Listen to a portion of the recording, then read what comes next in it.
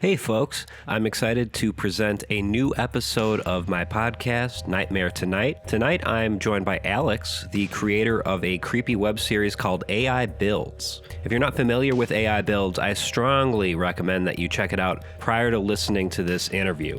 I promise you won't be disappointed. Anyway, enjoy the show.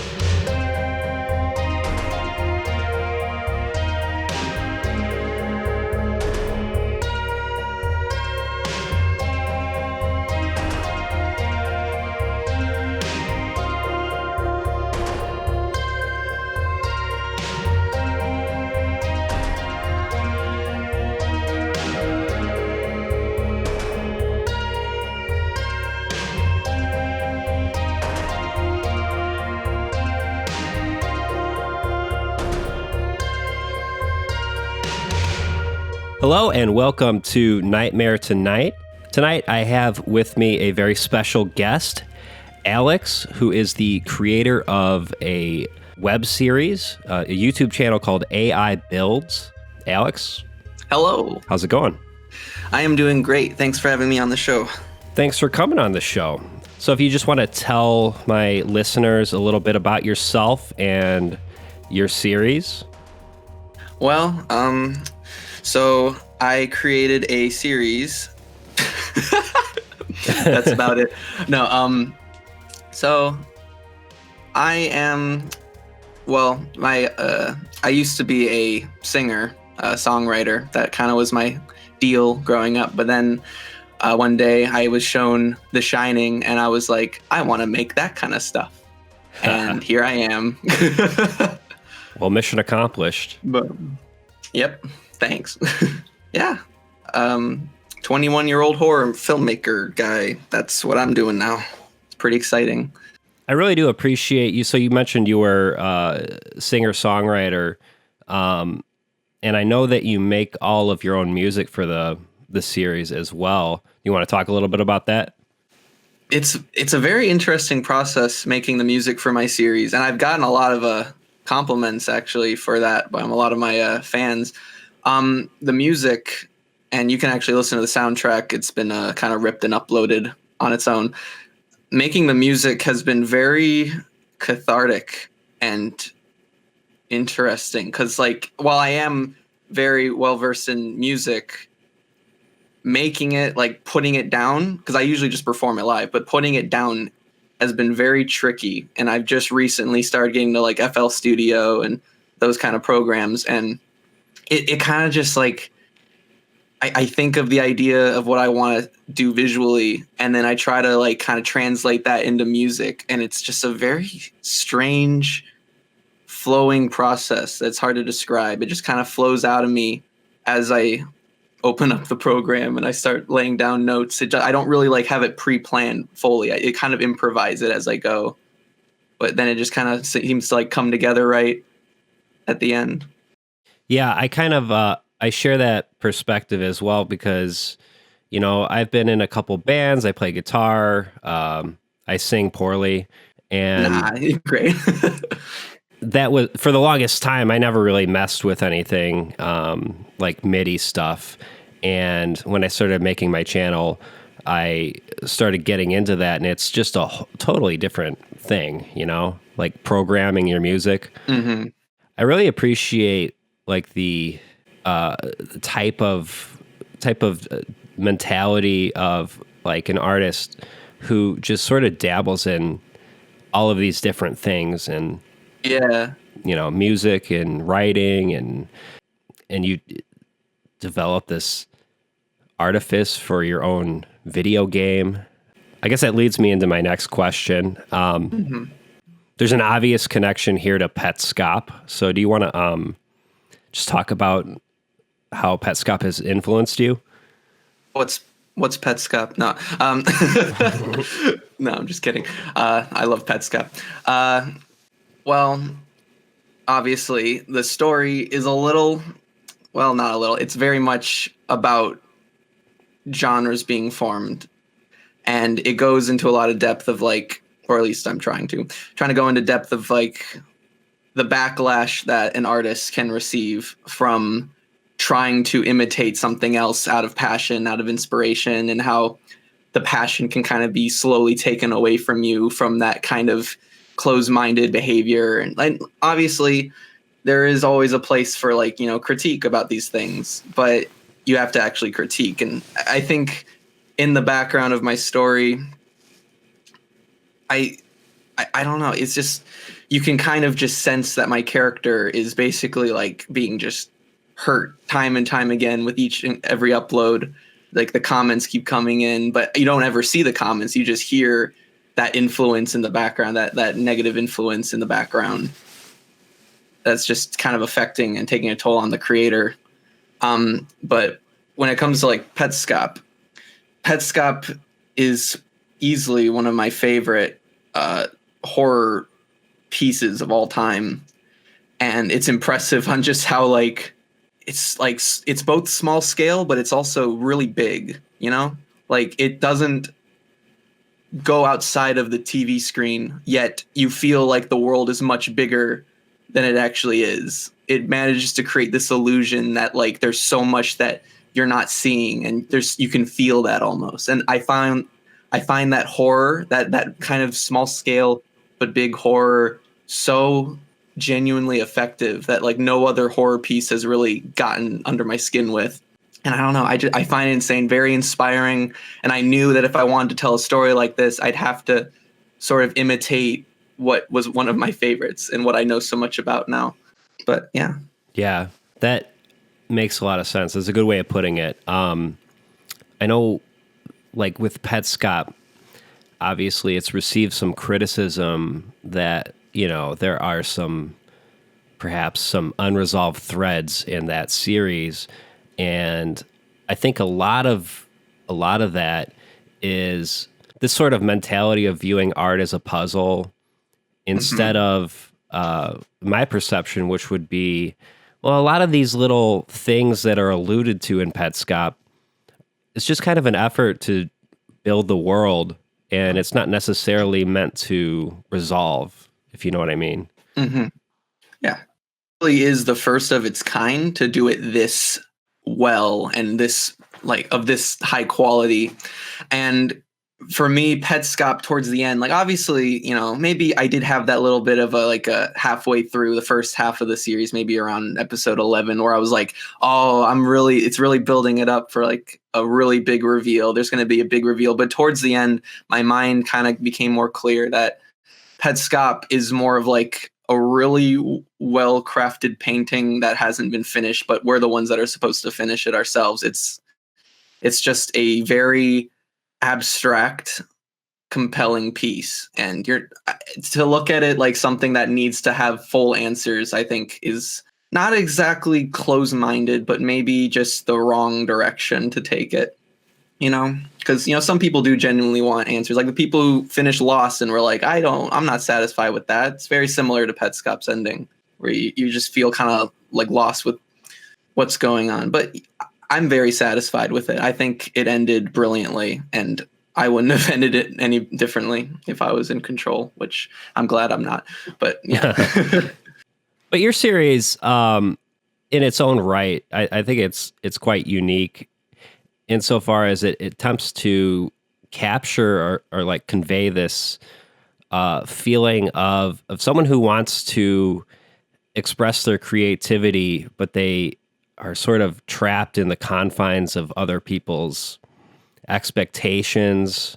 I think it really effectively captures, it's like a type of hell, being subject to like what other people expect in terms of genre, in terms of just the presentation. Yeah. And it can be a lonely feeling trying to be an artist in a new genre, to like try to express yourself, or anything. Like I constantly look at my work as I make it, and I think, does this feel too much like this? Will I be criticized for that? How can I make this different? And when I do that, my brain starts to feel a little trapped, like you said, a little like my own personal hell of just like, how can I tell a story without feeling like it's already been told? And it's just, I don't know. It's a very simple way to put it, I guess, but that's basically how I'd say it. It's just very lonely sometimes to create like that. Yeah, I can understand why it would be. I don't know if this is something I'm picking up on my end from watching your series, but I do get this sense that sometimes that frustration or loneliness is maybe I don't know what the word would be, but like it's turned into a very dark humor. Is that something you were going for? Are there moments in the series where you think to yourself like this is funny to me?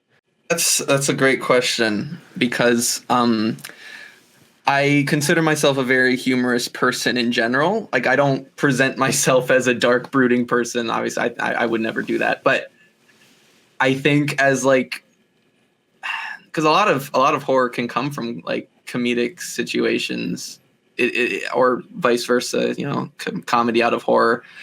Um, I the way I make the series, I don't really put into perspective. That's the one thing that I don't fully really think about while I'm making like the story elements. I don't think about if it's funny or not. I don't think if it's scary or if it's funny. Like for example, when I run into Mountain Face for the first time, many people found that incredibly unsettling and just really out of this world, just like weird, unexplainable, just basically fucked up. But when I was making it, I didn't have it in my mind of is this scary or is this really funny? And that's kind of how or the choking scene with the pill. Someone could look at that and think that's really funny. Why is he choking at a pill, like an image of a pill? Or like, holy crap, that is disturbing. Why is that happening? It's a back and forth thing. And I think the reason I don't know, like stuff like The Lighthouse or Hereditary, those are really some really wonderfully done horror films can also evoke that feeling of like you can laugh at these horrific situations or you can be genuinely terrified by it. It just really depends on the perspective you're going for. And I don't really want to tell somebody while watching the series if they should be laughing at this moment or if they should be scared by this moment. I want them to kind of have their own reaction because I think that's how I view horror, at least. Yeah. I know in particular the scene you mentioned where you start choking, and in general your voice acting is really quite good.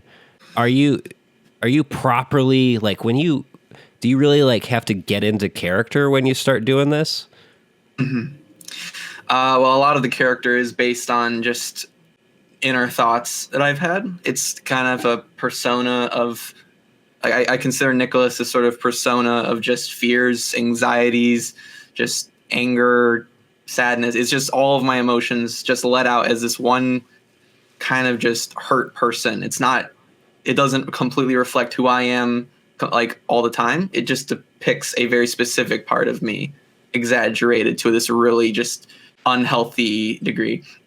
And the choking scene, I actually, if you listen to later on in the series, you can hear me say my back hurts now. That's in the PCP episode. I say that because I had this sort of problem after I did the choking scene where I actually threw my back out because I fell to the floor and I forced myself to get this sort of genuine guttural sound out that I felt would really just sell this horrific scene or comedic scene, whatever you want to look at it. But yeah, like those are basically like real chokes that I was trying to pull off. Yeah, I mean, it sounded like it. That scene, I perceive that to be fairly disturbing. Like, I think when anyone hears somebody choking, the instinctual response is to be like, "This is not good." Yeah, but some people actually do find it funny, which I do find kind of strange. But again, that's I guess I could kind of see the funny side of it. Like, how can a video game choke a person? That's illogical. And I'm like, Yeah, yep, that right. is illogical. You alluded to the idea that this is perhaps the formation of a new genre. If that's the case, like, what would you say the conventions are of this genre? How would you define it? And what does it have to offer that other genres don't? Well, so speaking on the idea of the genre of the fictional Let's Play, just taking a well-known genre of YouTube in general and twisting it into a type of fictional storytelling, which I knew right when Petscop was like getting close to the end, I was like, this better blow up into like this new, genre that we can explore, because, and, genres take a long time to, kind of come to fruition and start seeing more people take it on. But the things that I feel like the Petscop style, the fictional video game style brings that other things can't is, for one thing, I think it has the potential for a lot more deep character development, because we don't get to ever really see the person. And maybe we can one day. Maybe someone will do one with like a face cam or something, but that's besides the point. I think it can bring you closer to the character than a lot of other genres really can, because you're only listening to the voice. You're only really listening to their side. It's a much more kind of claustrophobic, kind of like, what's the word? Like, I guess sort of a lonely feeling almost, because, for example, in Petscop, you can't really get that sort of emotion and character development in a lot of other things, because you're learning from just one person's voice. You're hearing his side of the story. You're watching his actions that you can't replicate. It's only his actions, and we're seeing it through this sort of other world. And I guess that's another thing I'll say is it also gives the opportunity for some incredible world building, very subtle world building, just subtle everything compared to a lot of things, depending on how you portray it, obviously. But I think it has a lot of opportunity for also more experimentation, because that's something I really want to see in future attempts at sort of creating that Petscop feel, is maybe more experimentation in different gaming styles. Like, it might sound a little absurd, but maybe, what if you could take like a Tetris style puzzle game and somehow turn that into a fictional story? There's just so many opportunities and different ideas that I just really want to see. But that's just been kind of going through my head while making AI builds. Yeah. And I mean, like you said, it takes time for the formation of a genre to happen. But it does seem as though, I mean, there's your series and there's a few others. Mm-hmm. It does seem as though, this is the creation of something new. It's one of the few things that's made me excited in recent years. Me too. What advice would you give to people looking to get into this kind of storytelling?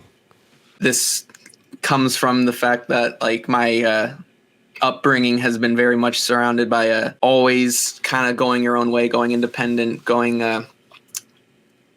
allowing yourself to grow through creative development. My mother has been a very supportive figure in my life for those reasons. And one of the main reasons why I've been able to make AI builds. But what I will say is, don't ever feel like your mistakes while creating something, like if you feel like you've done something wrong while making your work, don't feel like that defines your work. Just learn to grow from it. Find ways to expand on your abilities. Keep working, keep trying. And when it comes to telling a story, it's always about finding that personal like connection to the story. You don't just tell a story just because you need to tell a story because everyone else is doing it. Tell a story because it's something that you want to tell. And if you need help with it, there's no shame in that. Just because Tony was able to pull off Petscop by himself doesn't make it wrong if you need help to tell your story. That there's no fault in that. You don't feel like you have to do it solo just because some people are. And just keep going. Just, I don't know. It's a very new thing. It's hard to say for sure how to pull this off correctly, but experimentation is always key. It's why I've been able to make my series, and yeah, just good luck. That's good advice. Especially the part about like, hey, you don't feel like you need to go it alone. There are plenty of collaborative efforts out there. Just look at, the Wham City Collective. They work together. Mm-hmm. Brilliant work. Absolutely. So I don't have a technical background, so I don't know very much about game design. But I'm sure there are people that are interested in that aspect of your work. So do you want to just discuss a little bit about how you approach this project from a design standpoint? Sure. Now, just a warning to anyone listening, if you're a fan of my series, this answer might potentially make this series better for you or ruin it a little bit for you, because I don't have any knowledge in video game development myself either. I have no background in that. I just started learning how to code maybe the week before making my series. But what I am good at, what I am good at though is video editing. And I'm good at imitating things visually and being able to create like illusions in editing. So maybe to some of you, maybe if you're a game developer and you were watching my series, like, oh, that's not how that would play out. That's not real. But to those who might not know, most of the assets in the series, like as they play out, are video editing. It's designed to look like video game actions. The only things that are really quote unquote video game actions are maybe if like I can make an item disappear in the world or set up an animation to play at a certain time with like a key press or something like that. But like stuff like the magnifying glass in front of me and like how it moves, or the mouse button showing up saying you can click this, that's all just like video editing tricks to make it look like that. But that's how I made my series, because it also helps because I don't have to feel like constrained, like, oh, I only can make this if I do it a certain way, but I can make the illusion. Therefore, it saves me not only time and energy, but like I can just keep making videos and still tell my story in the same type of quality that I think suits it. But yeah, that's how I make my series. Yeah, that makes a lot of sense. The magic of editing. Mm-hmm. Yeah, there are a lot of moments in your series where, because I've watched it a couple times now, and I think the pacing is really, I don't know how much thought was put into it, but it's really clever, and there are just some subtle little things like just adding little teasers for what's to come, like when he goes on the computer inside the game and you see these allusions to other events that are going to happen in the future. I really like that. Thank you. I guess that goes back to world building. And when you mentioned pacing, this is my technique, and it helps that I have a playlist up for whenever I need to load it up for my builds. The way I work with pacing, I don't put 100% that much thought into like how it will feel to like go like from one video to the next. But what I do is every time I release a new video, I watch through my series all the way through, no matter how long it ends up being. I watch it from the beginning to end and think to myself, how long should the next video be? How will it feel after this video? And will it make sense? Will it sound right? Will it feel right? Like, because like there's moments during the hallway scene, for example, where I'm kind of moving through, but I don't show myself leaving the previous room and going to the next room. It just goes to the next room in the next video. And there's like that gap, but because the audience knows what I'm doing, they don't need to see that. And it kind of helps keep it from feeling a little dragged on as like a story, but things like that. Yeah. This is kind of out of left field. But like the way I perceive it is there are some moments in your series that are obviously not meant to be taken literally. Like there's some very surreal moments. Mm-hmm. What is it like walking that line between like how much of this is actually happening versus how much of this is in this dude's head? How much do you think about that? So yeah, I see. I know exactly what I am doing with this. I'm obviously not going to spoil what it is that's going on, but I will say I'm fascinated by the concept of like the idea. I don't know the exact word for it, but the ability to kind of just like think of a certain object or a person's face or something like that, and your mind suddenly starts paving different memories, different objects in general. It connects at rapid speed. And I play around with that idea a lot in my series. The idea like certain things, it's almost like a butterfly effect, but with the memory, where it's like, okay, I'm thinking of a pill. Oh, what's in this next room? Oh, a room dedicated to like pill imagery. Oh, what's in this room? A character talking about pills and suicide and stuff like that. Or like I saw a butterfly fly by through my window. Oh, there's a butterfly in my game. That's weird. Oh, I'm thinking about the butterfly mobile I had as a baby when my mom got me one and it helped keep me safe. My mom's a butterfly. It's this rapid, like, oh, things are just constantly going, and it's this complex, like, never ending, almost nightmare of the mind taking over itself, and just like you're digging deeper into your own subconscious. And I find that fascinating. And I really wanted to play around with that in my series. But there are things that I'll talk about later on as the series, comes out. But that's like kind of a basis of like what I have so far in my series that I'm playing with. I love it. That's, it's almost like a type of Freudian word association. Yeah, basically. I just love how it's the nonlinear sort of emotional connections.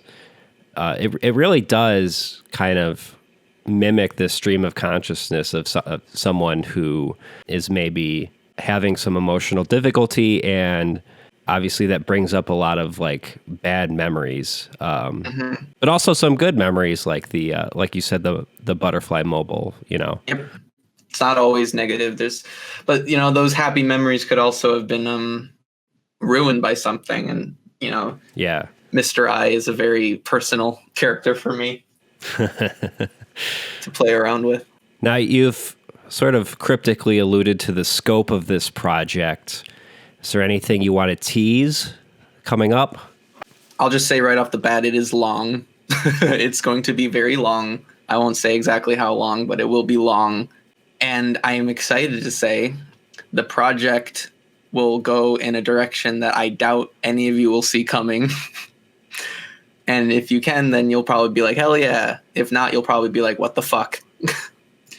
But that's the fun of it. You never know where it's going to go. And I think I've done a pretty good job of my series kind of being a little unpredictable for the most part. You don't really know exactly what's going to show up next unless like you're really thinking about like very subtle, specific details that might make sense later on. But it will very much continue to get more bizarre, more kind of cerebral, weird, all that stuff.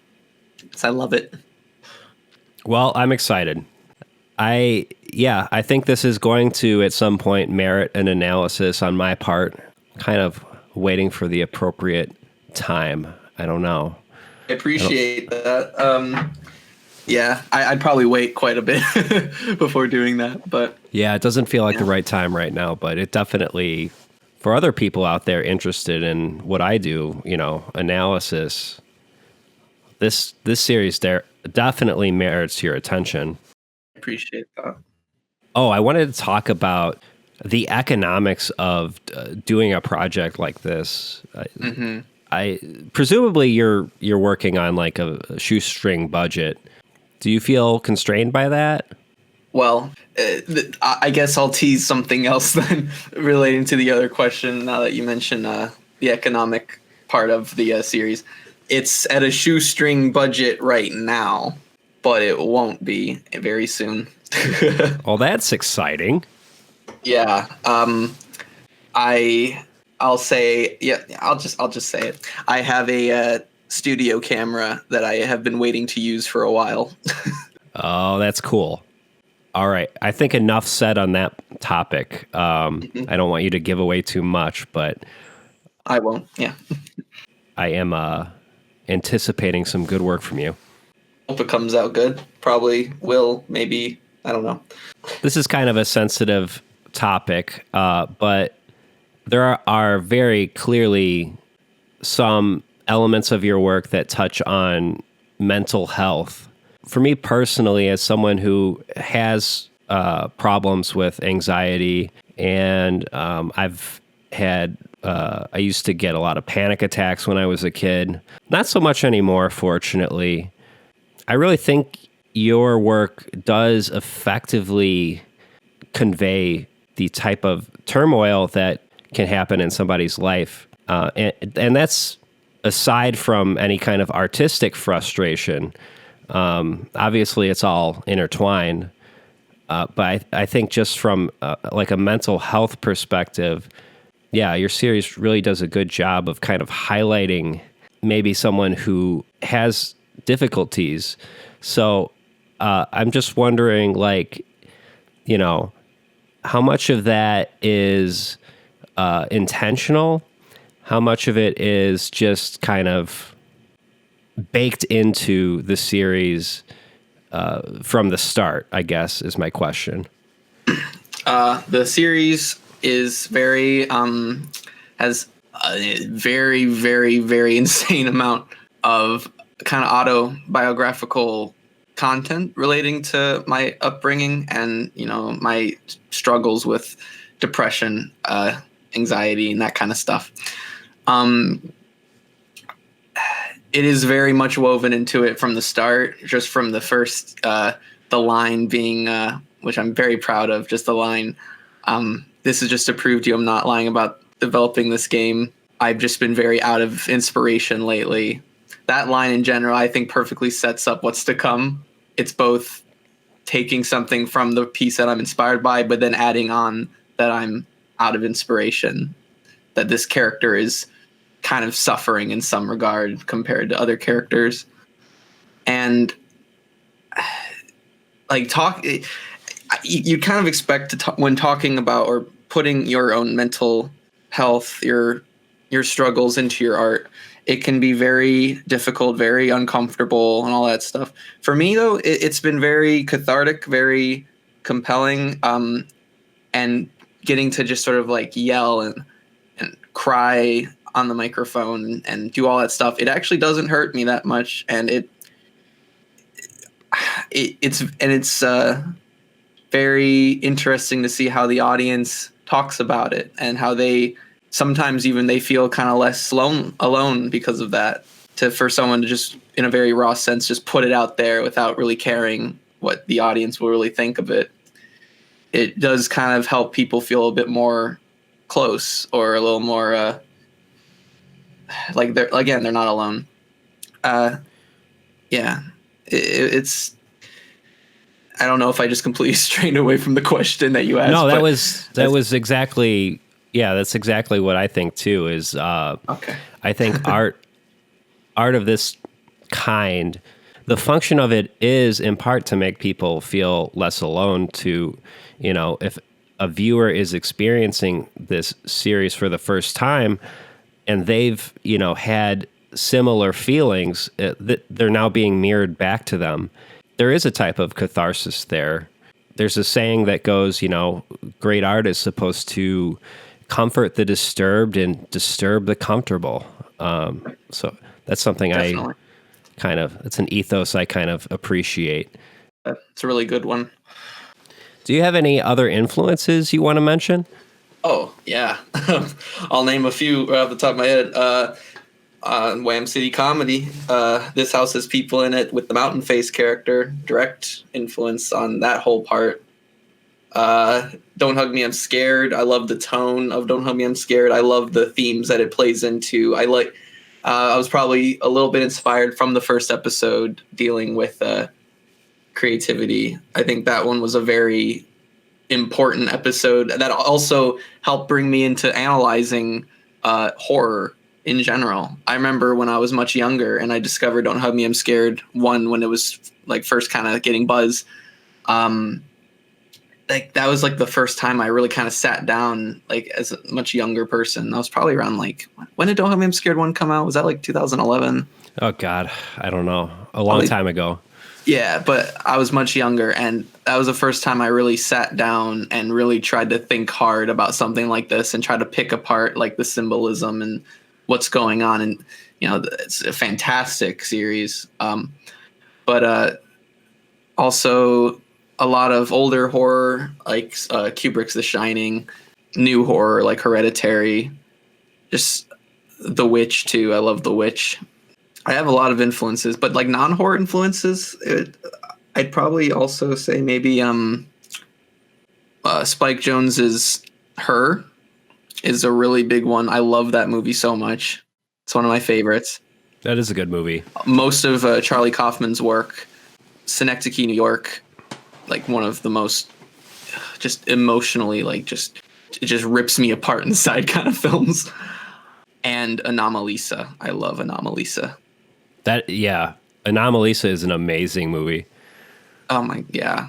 That just the craft of that film, the simplicity of it, but like they put all of this just incredible work into like the design and the acting. It's all perfect for telling such a simple but important story. I feel it's just basically one like long take of an event going on, and just this one sad day in this man's life. Well, kind of sad. It kind of goes back and forth, but it ends kind of, not the way he wanted it to. But it's just a beautiful film. Yep. Yeah, I'm just a huge film guy. I love film. I've always loved just studying and enjoying film as an art form. Kaufman's got a new book coming out. Have you heard about that? Oh, really? No, I haven't. What is it? I don't exactly know the premise, but it sounded very meta when I read about it. Don't be surprised. Yeah. So I'm anticipating that. I'm definitely going to read that one. Yeah, I'll probably read that too. That sounds great. Oh, Antkind, is that the book? Yeah. Yeah. I'll definitely check that out when it comes out. I do read quite a bit too when I have the time. I love the book Lolita. Now, that's kind of a touchy one to talk about, I guess, a little bit, but mainly as like a narrative. Yeah. I think the narrative of Lolita is one of the most fascinating ones I've ever read. It's incredibly complex. Just the idea of the unreliable narrator trope done so well, which also kind of plays into the Petscop a little bit. Like Petscop definitely has that unreliable narrator trope going on. Yeah, totally. And I wonder if your protagonist is reliable or not. We'll have to find out. I guess we'll see. A lot of people aren't sure yet, and I don't know either. You first got in touch with me, I think it was a couple months ago, for viewers that, I guess if you've seen the series, you should know I make a brief cameo. Brilliant one. Oh, thanks. It was extremely fun doing like a satirical version of myself, and coming from the perspective of like, I don't know, I guess I've been fairly critical of some movies in the past in my videos, but that's like honestly something I would never dream of saying about like an independent artist, is just like shitting on them for being super derivative. Go ahead. I would like to mention that the big inspiration, the big reason, because I've been watching your content since I saw you post your first investigation of Petscop on Reddit, and I saw the post, and I fell in love with your takes, and you're just very articulate. I like that you're not afraid to make your videos super long if they need to be, to like really just break it down. Like some people really they feel like they need to shorten it for like, audience attention and stuff like that. But I like that you don't take that approach. You're more honest with your approach. And I think the big reason why I really wanted you in my thing in the first place is I find that was something I was feeling going into making this, was the fear of like, oh, is this going to be like completely misinterpreted in a very negative way by someone like in the kind of type of YouTube content that you make? Like, there's plenty of really good people that make very nice analytical stuff like Nightmind or Scare Theater, all those people. Now it's the fear of like, what would happen if they saw my thing, they talked about it, but the first thing they had to say about it was, this is not even yours, this is just somebody else's work, and you put your name on it. Like it's just like a huge fear. And I was hoping that like people would kind of respond to your cameo, because you wrote your own script for it, and even though I kind of told you what to kind of talk about a little bit, you nailed exactly what I really wanted. Brilliantly done. All I had to do was think, what exactly would he not want to hear? Yeah. And you managed to make it feel like it wasn't fully me thinking it, but it could be something lying in the back of my. It's almost like it kind of felt like if I watched one of your videos as this character, and my character had like a bad nightmare about them talking about his work, what would that sound like? You nailed that so well, and I was so thankful. I was like, holy shit, this is brilliant. I was freaking out about it after I got the video up, but again, I want to thank you for that, because that was really helpful. Oh, thanks. I mean, it was super fun. And yeah, it's definitely still one of the highlights of my series, I feel. I think we blew a lot of people's minds. That was something I was really trying not to like say in any of the chats. Like I kind of said like, I got someone in one of my videos, but I'm not going to say who it is. But I really wanted to say like, I got Nightmare Masterclass to make fun of me and call me a shithead. No. But yeah, that was crazy. I'm really eager to see where your series goes next. Do you have an estimated time frame for when the next video is coming out? Can you tell us? I was originally going to try to just drop it in the middle of this conversation, but I didn't finish it. And I never want to even think about like rushing a video. No, don't rush it. Always, yeah, let it come naturally. But if I were to have an estimated time, and because it's fitting, I'll say that the theme of it might be very fitting, I might drop it on Valentine's Day. Okay. Yeah, that's what I'll say. It's a Valentine's Day special. Oh, God. Hold on to your hats and your pants, because this one's going to get very sexy. Is there anything else you want to mention before we end the interview? I guess the last thing I'd want to mention is to anyone watching, if you want to make something, don't feel pressured by the potential criticism you'll receive. If like you feel like you want to do something you're inspired by, like make something that you're inspired by, you want to try to jump on this new genre while it's still building and people are being creative and all that stuff. Just don't let that fear get you down. Like just keep trying and keep going, and you'll get the audience that you deserve if you really put in the effort and you really keep working. You'll get it, and best of love for all that, and best of luck. I love that. Absolutely, that's something I can co-sign. All right, well, thank you for coming on the podcast. We are gonna end things here. Good night, everybody. Good night.